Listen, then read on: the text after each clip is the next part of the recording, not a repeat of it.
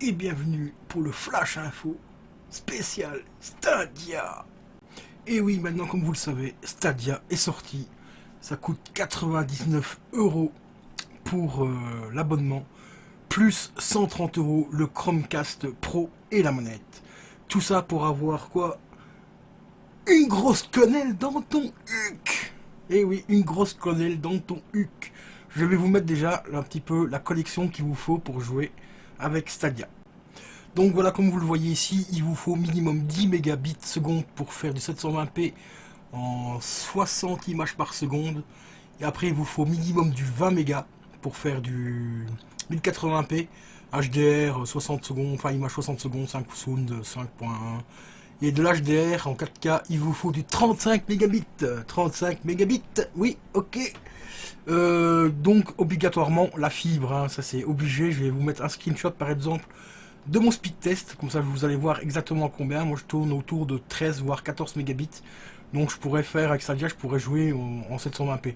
Donc en gros je garde ma PS4 et voilà quoi, ça revient au même. Voilà, en direct live les amis, un petit test de mon speed test. Bon, moi ici je suis chez Proximus, donc Belgacom en Belgique, donc test en direct de ma collection. Je suis en filaire, donc en câble, hein, tout simplement Ethernet. Et comme vous voyez, bah, je tourne à peu près à 15 mégas. Donc voilà, ce qui est déjà relativement très correct pour du câble. Hein. Après, ce qu'il ne faut pas oublier en Belgique, donc le fournisseur principal c'est Proximus. Ça coûte très très très cher. Moi ici je donne 50 € par mois juste pour la connexion internet. Donc je n'ai pas la télé, j'ai pas le téléphone. Donc 50 € par mois.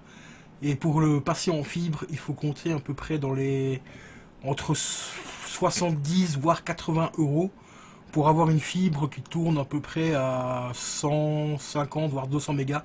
Ça dépend aussi des fournisseurs et tout. Mais le mieux c'est de passer directement chez Belgacom, enfin chez Proximus. Pourquoi? Parce que ce sont eux qui ont le monopole au niveau de la ligne téléphonique. Donc si vous prenez un fournisseur tierce qui passe par un autre réseau, eh ben, ils seront obligés de louer une ligne chez Belgacom. Et je crois que c'est à peu près pareil pour la fibre optique également. Je crois que c'est eux qui ont le monopole actuellement. Après, il y a vous qui a aussi la fibre optique, mais c'est un peu merdique par rapport au prix qu'ils proposent. Je sais que la connexion chez eux n'est pas terrible. Donc chez Proximus, c'est minimum 80 balles pour la fibre optique. En France, je ne connais pas les tarifs. Je sais que ça coûte beaucoup moins cher, mais voilà quoi. Après, je ne connais pas trop bien comment dire, la puissance du réseau aussi en France. Mais vous allez voir un test ici, c'est un journaliste professionnel qui a fait un test de Stadia. Et lui, il tourne en fibre optique à presque 200 mégas et tout. Et vous allez voir à quel point c'est magnifique. Et voilà, le test, regardez bien, au moment où il va appuyer sur les touches, regardez la différence qu'il y a. Ça lag, mais d'une force, mais phénoménale. Mais c'est vraiment hallucinant. Franchement, jouer à du Call of Duty ou du Battlefield avec une latence comme ça, ben, c'est impossible. Et c'est bien un journaliste professionnel qui a une connexion tout à fait correcte pour faire justement du streaming avec Stadia. Et regardez à quel point ça bug, c'est juste hallucinant.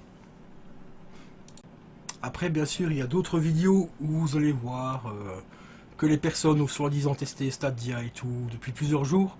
J'en connais un, je ne citerai pas le nom, il a dit le 23 je vais tester Stadia parce que je l'aurai chez moi.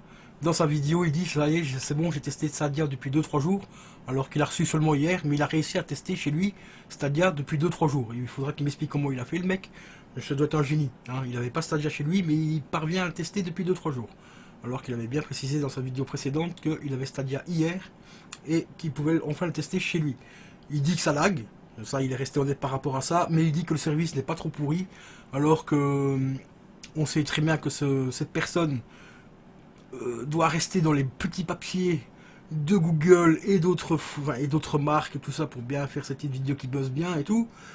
On se doute bien de qui je parle, mais bon, je ne dirai pas son nom parce que j'ai pas envie de lui faire de la pub. Par contre, d'autres journalistes et d'autres joueurs ont testé Stadia et ils ont dit que c'était une pure merde. Mais franchement, une pure merde. Déjà le prix, ça coûte déjà 130 balles pour acheter la manette, plus le Chromecast, plus 10 € par mois, plus acheter les jeux à prix plein en démat, donc 70 € le jeu, et tout ça pour jouer avec des jeux qui bug. Parce qu'il y a une latence, mais phénoménale. Donc en gros, et puis le catalogue des jeux, franchement, il doit avoir peut-être 10 jeux au lancement, donc c'est une vraie catastrophe. Pour l'instant, C'est compatible uniquement avec le téléphone de chez Google, hein, comme par hasard.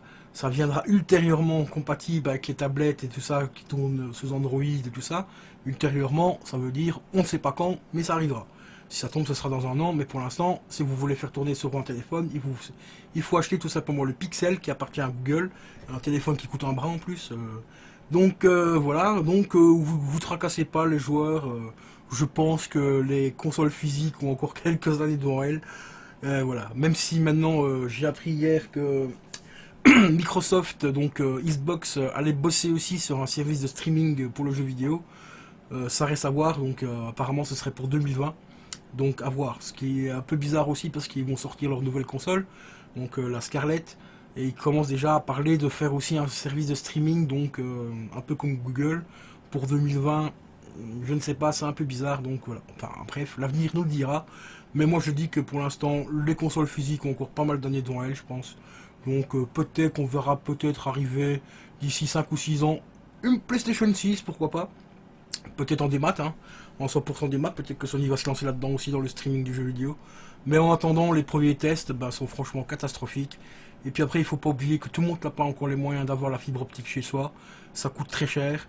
En France, il y a des petites villes où ça coûte extrêmement cher de faire venir le câble, donc la fibre optique jusqu'à chez eux.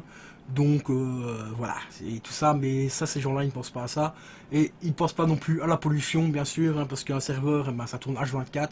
Que notre console physique, une fois qu'on a fini de jouer, on l'éteint. Le disque, une fois qu'il est produit, il ne coûte plus rien à la production.